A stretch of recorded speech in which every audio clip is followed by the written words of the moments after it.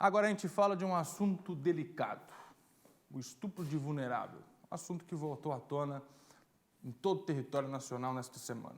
Sim, Fernando, foi amplamente discutido, né? Foram registradas revoltas, protestos por conta de um crime de grande visibilidade do caso de uma menina de 10 anos, você deve ter visto, que teria sido abusada e engravidou de um tio, um parente muito próximo. Esse crime ele foi amplamente discutido, mas a gente sabe, né, Fernando, que infelizmente acontece com frequência em outros lugares. É uma preocupação também aqui no nosso estado. A gente, inclusive, separou alguns números para você entender que não é nada exclusivo de outras regiões do Brasil, que nós, infelizmente, também vivemos este problema. Sim, e nós separamos só 2019 e 2020, para você ter uma ideia. Olha só, o estupro de vulnerável em Santa Catarina. Em 2019 foram 1.282 casos, em 2020 968. Isso considerando o período de 1º de janeiro até hoje, comparado com os 2 anos. A gente consegue perceber uma queda no número de registros, mas ainda assim é um número muito alto quando a gente fala de crianças, de adolescentes e até de idosos, né? Que são as pessoas vulneráveis. Para falar sobre esse assunto e a gravidade da situação em Santa Catarina, que não pode ser amenizada por conta da queda no número, a gente conversa agora com a delegada Patrícia Zimmermann, que é quem comanda a delegacia, né, da mulher, da criança, do idoso, e traz para a gente essa realidade para Santa Catarina. Boa tarde, delegada, para você. Obrigada pela sua participação. Esse caso que teve grande repercussão, com certeza acende, né, o alerta para as pessoas que ainda não enxergavam essa realidade aqui no estado. Boa tarde, Sibeli. Boa tarde, Fernando. Quero agradecer a oportunidade de falar com vocês sobre algo tão grave. O estupro de vulnerável é algo que acontece em todo o país. Normalmente, esses crimes são praticados por alguém do convívio dessa vítima, porque quando a gente fala em vulnerável, a gente trabalha com crianças e adolescentes vítimas desse crime, que é um crime violento, né? A violência sexual ela é absurda. Esse caso da menina que foi amplamente divulgado nos trazem algumas reflexões. Uma das situações que a gente tem que ter em mente é que esse é um crime que pode acontecer em qualquer lugar. Como é um crime que envolve alguém próximo da vítima, às vezes acontece com familiares, tios, pais, padrastos, irmãos, primos, avós. Então, essa realidade, até que chega ao conhecimento da polícia, às vezes demanda algum tempo. Nós trabalhamos com essa diminuição de caso, mas a preocupação muito grande com a eventual subnotificação, porque muitas dessas vítimas podem estar vivendo com seus agressores. Por isso que a Polícia Civil ela conta sempre com um sistema de disque denúncia através do 181, através do número de WhatsApp, que é o 48988440011, para que as pessoas possam ter atenção com essas crianças e divulgar esses casos. E, Sibeli, uma reflexão que eu quero falar para vocês. Nesse caso da criança, que tragédia fizeram com a vida da menina, esses grupos que foram para a porta do hospital criticar um direito dela do abortamento legal, um direito previsto em lei, uma criança sem condições biológicas nenhuma de levar uma gestação adiante, né? Pessoas pela internet falando absurdos. Olha a revitimização que essa criança passou, isso é inaceitável. As pessoas precisam ter um mínimo de consciência de que, identificado um caso desse, a vítima precisa ser amparada e protegida. Delegada. O abortamento legal é um direito que elas têm.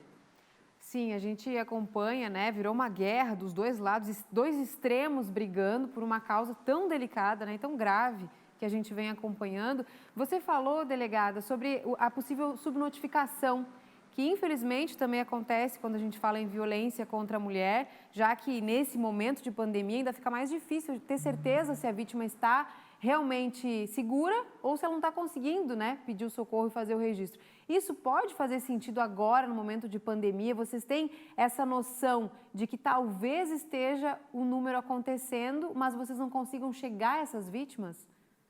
Com certeza, Sibeli, essa é uma preocupação diária da Polícia Civil. Por quê? Porque esses crimes, como são praticados por alguém do convívio da vítima, com a pandemia, com o isolamento social, essa criança pode estar coabitando com o eventual agressor. Então, por isso que nós trabalhamos fortemente na questão das denúncias, e a Polícia Civil conta com um programa que é capitaneado por 2 psicólogas da DPCAM de Brusque e Joinville, que é o Proteja uma Criança, onde pelo Instagram, pelo Facebook, são dados dicas e orientações para pais, professores, familiares, de como identificar o abuso sexual e como fazer a denúncia.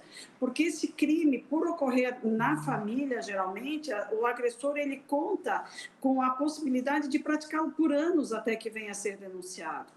Então, nós temos uma preocupação muito grande de chegar até essas vítimas, fazer a identificação e cessar essa questão de violência.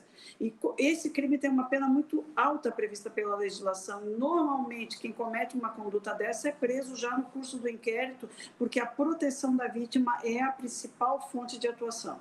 Obrigada. 2 pontos que eu queria que você trouxesse para nós. Primeiro, quais são os sinais que as pessoas que estão próximas dessas possíveis vítimas têm que prestar atenção para entender que está acontecendo algo irregular ali? Porque muitas vezes a gente fala em estupro de vulnerável, penso que é o ato final, mas outros tipos de abuso também são considerados estupro e prejudicam totalmente a vida, o futuro da criança. Como é que as pessoas podem fazer para identificar esses sinais e também depois como é que a polícia atua quando identifica? Sibeli, o primeiro ponto que a gente tem que observar é que até que essa criança perceba que aquele contato, aquela forma de abordagem não é um carinho inerente à relação de afeto que ela tenha com a pessoa que está praticando o ato, e sim o abuso. Normalmente isso demanda um tempo até essa percepção, e quanto menor a idade da criança, mais difícil essa diferenciação entre o carinho e o abuso sexual. Segundo ponto, essas crianças normalmente elas dão algum indicativo de mudança de comportamento. Algumas ficam tristes, deprimidas, retraídas, têm alteração do apetite, outras demonstram agressividade. Então, o que a gente orienta as pessoas que estão próximas? Você percebeu uma alteração de comportamento dessa criança, fique atento aos sinais indicativos. Normalmente, esse acompanhamento é feito pela equipe de profissionais na área de psicologia, ou seja, nós temos psicólogos, policiais civis que fazem essa abordagem. Há uma lei de 2017, que entrou em vigor já em 2018, que protege essas crianças no que diz respeito à não repetição da fala, não contar essa história para várias pessoas. Então, desde a identificação até a formalização do inquérito, tem uma série de determinações legais que têm que ser cumpridas. Primeira delas, observação no comportamento. A criança demonstrou alteração do comportamento, acolha e procura ajuda. Aonde essa ajuda pode ser procurada? Em uma delegacia de polícia. Lá nós estamos prontos para receber esses pais e poder interagir com eles e orientá-los. A criança relatou um caso de abuso, procure a Polícia Civil imediatamente. Essa oitiva, essa instrução de inquérito, tomada de depoimento, ela precisa ser feita com muito cuidado e observância do que diz a lei. E outra situação, a assistência social, tanto a Secretaria de Estado da Assistência Social como a assistência do município, ela passa a interagir depois da identificação da violência, junto com o Conselho Tutelar, que é o órgão de proteção a essa criança. Então, essa preocupação com a identificação, investigação, apuração da conduta, identificação da autoria, isso é um trabalho da Polícia Civil. Posteriormente, a amenização desses efeitos passa por um trabalho integrado entre a Polícia Civil, a Assistência Social, o Ministério Público, o Poder Judiciário. Quando resta uma pendência da área de saúde, essa pendência pode ser uma gravidez decorrente do abuso que gera o direito ao abortamento ou eventual doença psiquiátrica, como depressão, pânico, entre outras. Aí interage também os profissionais da área de saúde. Então, esse é um crime, Sibeli, que por si só não começa e termina na responsabilização penal. Há um trabalho interligado na área de saúde e na área de assistência social.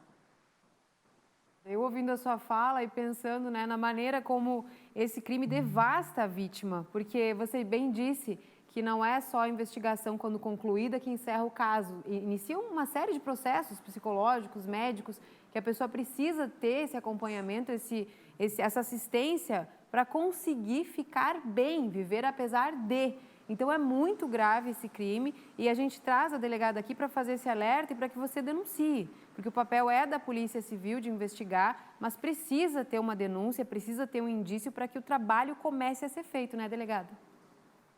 Importante, Sibeli, a gente chamar a atenção. Às vezes a criança está com esse comportamento alterado, ou esse é um crime que gera consequências para o resto da vida.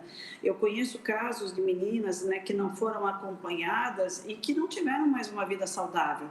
Meninas que se envolveram com criminalidade, né? Há a possibilidade de perda do pacto do poder quando é o pai o agressor. Se há conivência da mãe, ela perde o pacto do poder. Essa criança pode ir para uma família adotiva, mas o trabalho socioassistencial com essas vítimas, ele tem que ser feito por longo período, porque ele gera consequências psicológicas para o resto da vida. Então, são crianças que, uma vez violentadas, precisam ser acompanhadas para que elas tenham o direito a uma vida jovem e adulta saudável, o que nem sempre é possível se esse acompanhamento ele não é feito. Então, o que a gente pede para as pessoas? Procurem se informar. Você que puder, acesse o projeto Proteja uma Criança e vejam ali as orientações bem simples. Acolha toda criança que tiver passado por esse tipo de situação e procure a ajuda de um profissional. Certo. É algo que precisa ser feito por uma equipe integrada, porque as marcas dessas vítimas levam para o resto de suas vidas. Com certeza. Muito obrigada, delegada. Muito obrigada mesmo pela sua participação, pelo alerta que a gente faz a todos desse crime que é tão grave, como a gente falou aqui, devasta a vida das vítimas, e que você, né, se puder intervir fazendo uma denúncia e podendo acolher nesses casos, vai fazer toda a diferença. Obrigada, delegada. Sibeli, eu que agradeço, porque a gente precisa falar desse crime. Muito obrigada a vocês do SBT. Tá certo. O alerta que a gente faz, né, claro que foi a partir dessa repercussão nacional, mas a gente trouxe para mostrar que isso acontece em Santa Catarina, assim como em outros estados, infelizmente, todos os dias, e ainda tem o risco dos casos, que já tem esse número super elevado, de estarem sendo subnotificados, já que as vítimas podem não estar conseguindo denunciar. E às vezes um vizinho, um membro da família, consegue identificar que algo está errado. A criança está agindo diferente, quando chega perto de determinada pessoa, já se esquiva, dá para identificar. E muitas vezes para a justiça, para a polícia, até mesmo para aquele que violentou, o crime, a situação acaba ou quando vai para a prisão, quando termina a investigação, e para uma criança que é violentada, um adolescente, aquilo vai, né? Incapacidade de ser feliz, de se relacionar com outras pessoas, falta de empoderamento, aquilo mexe de uma forma que, se não tiver um acompanhamento psicológico, acaba prejudicando o resto de uma vida. Então, são sempre essas pessoas, os violentados, que são as vítimas. E é para eles que a gente tem que ter atenção, né? O carinho. Muito bom, Sibeli. Esse assunto precisa ser realmente trazido à discussão, mas uma discussão serena e respeitosa, não é mesmo, Maria Esther?